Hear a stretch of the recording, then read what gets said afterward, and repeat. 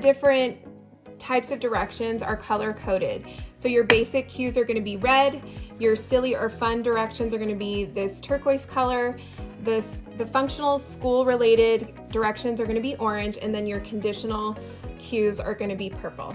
Let me just show you a little bit of each one. So a basic cue, remember these ones do not require a lot of background knowledge from the student, and it's not a demanding task. Touch your nose, say your name, clap your hands. Those are examples of that.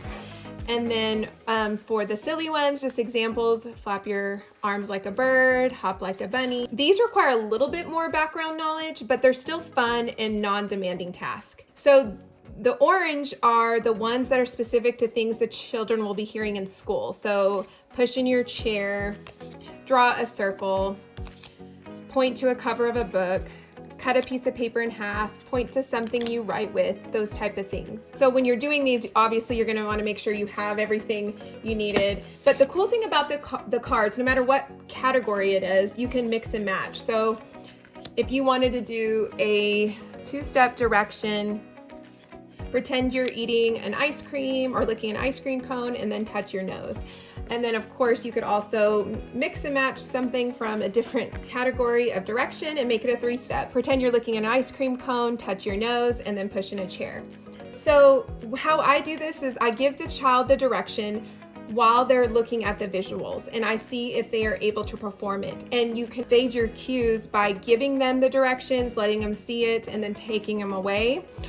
Just depends on the level the student is needing. Talking about the conditional cues. So this is just another way of making the activity a little bit more challenging. So if the door is open, walk like a penguin.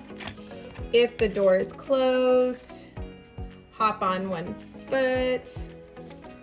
Stuff like that. To things like, if you have your socks on, give yourself a hug. If it's cold outside, nod your head. And like I said, you can mix and match any of these.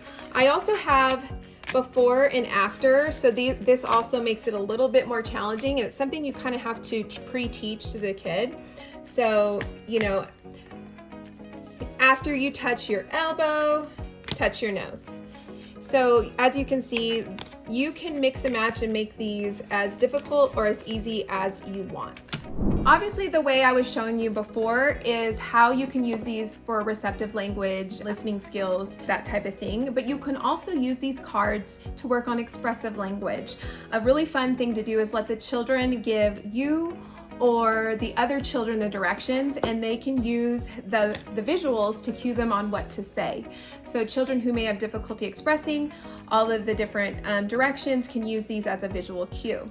You can play fun games like where the children pick out any 3 directions or 2 directions depending on what level they're at, and give them to each other. It's also great for carryover for articulation and stuttering. So if you have a mixed group of kids and you have kids who are needing to work on those following direction goals, but the other students are not, you can have those students practice their articulation or their fluency strategies while giving the instructions. So you can really do a lot with it. Another thing you can do with the cards is a sequencing. So you can use them, you can give the direction and have the child put the cards in order that you gave it. So, these cards are just really great. Again, they're thick, sturdy cards.